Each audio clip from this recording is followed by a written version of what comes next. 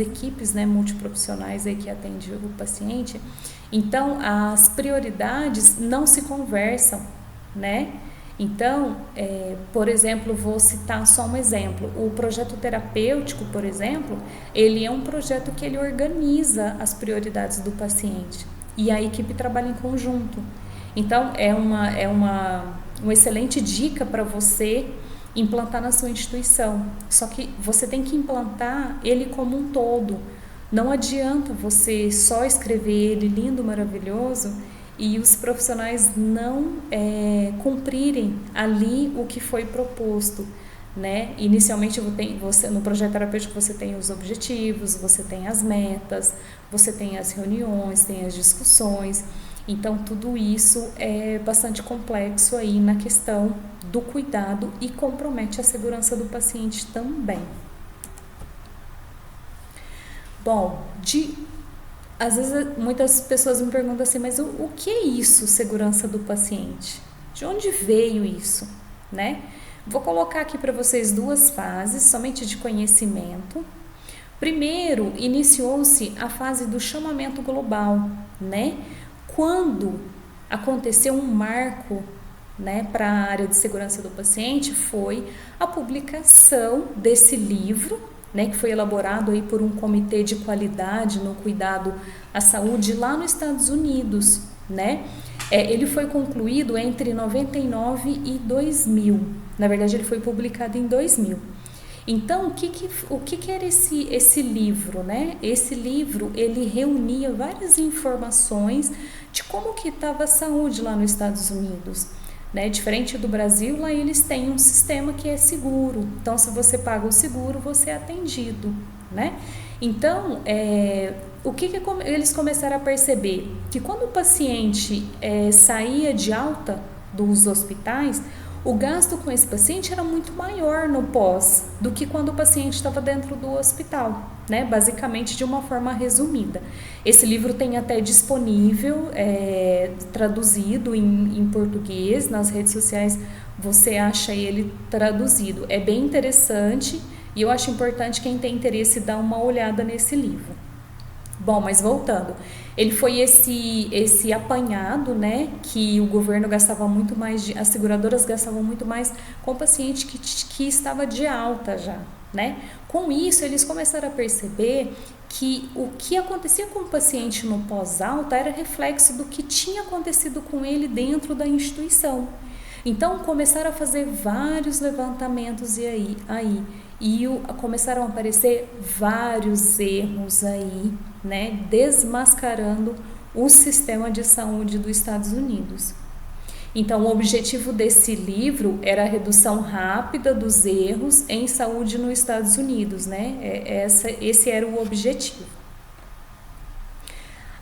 Esse livro traz alguns questionamentos também, né, para a gente fazer uma reflexão.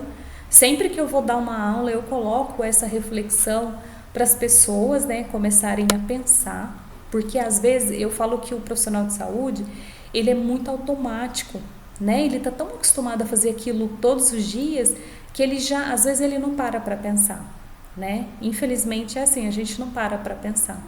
E aí a gente continua fazendo os mesmos erros todos os dias. Então aqui, cometemos erros no sistema de saúde em todos os níveis. Todos os níveis nós cometemos erros, né? Não é o profissional X, não é o profissional Y, não é o doutor Y, a enfermeira X. Isso é de uma maneira geral, né? Então, a partir de agora, eu chamo vocês a fazerem essa reflexão. Em que momento eu erro? O que eu estou fazendo de errado?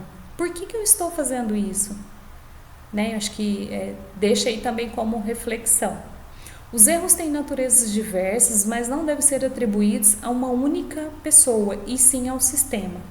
O erro, infelizmente, as instituições no Brasil são raras que não trabalham com um sistema de punição, mas a maioria trabalha com sistema punitivo. Sabe o que acontece com esse tipo de sistema?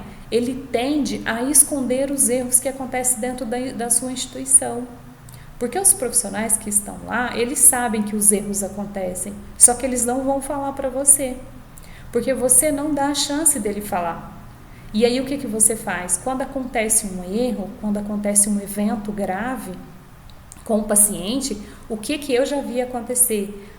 Acho culpado e manda embora. Então não é assim que a gente vai corrigir o sistema, né? Por isso que os erros, ele nunca pode ser atribuído a uma única pessoa, porque quando a gente vai fazer a investigação, seja uma investigação simples, né, nas ferramentas de qualidade, ou seja, num protocolo de Londres, por exemplo, você percebe que o erro não foi só de uma pessoa. O erro é sempre do sistema, sempre, nunca daquela pessoa. Devemos ser menos tolerantes, não aceitar que um sistema que tem o princípio não causar dano possa ser tão condescente com os erros. Bom, se a gente já faz aquele juramento, né, quando a gente recebe o nosso diploma ali de profissional, a gente já está, quando acontece esses erros, a gente já está fazendo essa quebra, porque você jurou que você não ia causar dano ao paciente. Então, a gente precisa, né, de fazer com que as coisas sejam mais cuidadosas, sejam mais integradas, né, sejam mais discutidas, sejam mais transparentes, para que esses erros não continuem a acontecer. Todos os profissionais e lideranças da área da saúde são responsáveis e estão implicados na mudança desse cenário. Então, você é responsável pelos seus atos. Você é responsável por aquele juramento que você fez quando você pegou seu diploma. Eu gosto sempre de destacar isso, porque às vezes os profissionais esquecem disso.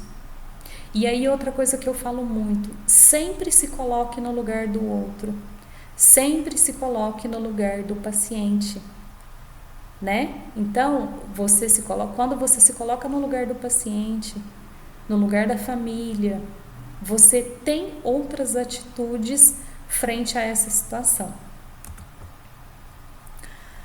De acordo com a Organização Mundial de Saúde, segurança do paciente é a ausência de qualquer dano evitável durante todo o processo de assistência ao paciente. Vai chegar um momento do curso que a gente vai discutir isso um pouquinho, né? Ausência de qualquer dano evitável. Quando a gente olha todos os eventos acontecidos, né, que causaram mortes, vários eventos aí, todos os eventos poderiam ter sido evitáveis. Isso também foi uma questão lá da publicação daquele livro que eu acabei de mostrar, né, que Errar é Humano, que eu não vou entrar muito em detalhes, porque é uma discussão muito grande quando a gente fala em errar é humano, né? Eu digo assim que o erro é humano, porém dentro de um hospital, se você errar, você vai matar um paciente, você vai lesar um paciente. Então há muitas controvérsias aí quando a gente fala nesse tema que errar é humano, né? Mas eu não vou entrar nessa discussão nesse momento. Então, quando a gente olha para os eventos, a maioria dos eventos poderiam ter sido evitáveis. Então, isso é o mais triste. Quando a gente não tem esse conhecimento, essa entrega na nossa profissão, né? Digo assim, que a nossa profissão, ou você faz com muito amor no que você está fazendo, né? Ou você vai fazer outra coisa, porque você compromete a segurança do paciente o tempo todo dentro de um hospital, né? Seja de um hospital, de uma clínica, enfim, de qualquer local aí que você esteja desenvolvendo o seu trabalho. O desafio, né, para a segurança do paciente é desenvolver práticas que tornem o erro, que é a probabilidade de errar, menos provável e preveni-los antes que causem dano ao doente. Aqui é interessante que é o desafio, né, para a segurança do paciente, nessa primeira fase ainda né, esse desafio. Só que aqui ele está dizendo para a gente assim, que a gente precisa desenvolver sistemas que o erro, a probabilidade de errar, não chegue até o paciente. A gente tem que prevenir. Por isso que as instituições, algumas instituições já trabalham com notificação de near miss. O que é esse near miss? É quando ocorreria uma probabilidade de erro, mas que não chegou ao paciente. Então, quando a gente trabalha em cima do near miss, a gente tem muito mais chance de sucesso de criar barreiras, né? Criar barreiras para que não aconteçam esses erros. A gente vai falar um pouquinho também no decorrer do curso. O conceito de segurança do paciente se refere à redução dos riscos de danos desnecessários associados à assistência à saúde, danos que podem ser evitados até um mínimo aceitável. Claro que quando você recebe um paciente na sua instituição, ele está, né, às vezes ele já vem com várias comorbidades ali, né? Então, por isso que a gente fala que é muito complexo, né? Então, o paciente já vem com aquelas comorbidades que às vezes a própria doença dele vai se agravando ainda mais. E por que a gente ainda vai causar mais dano para esse paciente, né? Então, por isso que a gente precisa de reduzir esses danos desnecessários para o paciente. Por exemplo, o paciente que entrou para operar, fazer uma cirurgia de amputação na perna esquerda. Aí o médico não tinha informação, fez uma amputação do lado errado, né? Por exemplo. Então, além da perna esquerda, o paciente também amputou a perna direita. Então, assim, a gente causa danos desnecessários àquele paciente, né? E a situação dele se agrava ainda mais. O que é o mínimo aceitável? É aquilo que é viável diante do conhecimento atual, dos recursos disponíveis e do contexto em que a assistência foi realizada frente ao risco e não tratamento ou outro tratamento. Então, isso que se define o mínimo aceitável. Aqui teve várias campanhas, né, nesse primeiro chamamento. Percebam que, iniciou os desafios globais em 2004, 2006. Aqui foram campanhas pelo mundo, que são as iniciativas do IHI, né, que é a nossa referência aí como órgão, né? Depois, 5 milhões de vidas, podemos fazer melhor, que foi em 2006 a 2008. Olha só, quanto tempo faz? 10 milhões de vidas, né? Aqui aí tem esse slogan, né? É o valor para a saúde, 100 mil de vidas saudáveis até 2020. E olha só, né?